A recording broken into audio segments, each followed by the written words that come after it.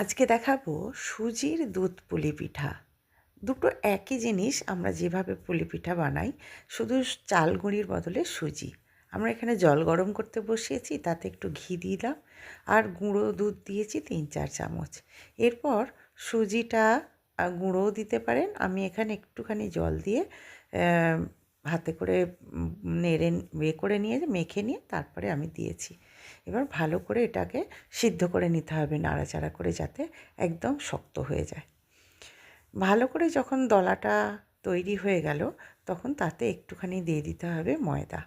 দেখুন দলাটা খুব সুন্দর তৈরি হয়েছে। আর নারকেল কুড়ো তো আগেই করে রেখেছিলাম। এরপর পিঠের আকার করে নিয়েছি, নিয়ে আর পুর দিয়ে পিঠের আকারটা বানিয়েছি। আর এরপর 1 কেজি দুধকে গরম করতে দিয়েছিলাম, দিয়ে এবার দুধের পুলিগুলো দুধেতে দিয়ে দিলাম। বেশ কিছুক্ষণ নাড়াচাড়া করার পর দুধ পুলিটা তো রেডি হয়ে গেল। গরম গরম এই সুজির দুধ পুলি কিন্তু দুর্দান্ত খেতে। আপনারা একবার করে দেখুন, অবশ্যই ভালো লাগবে। আমি আপনাদের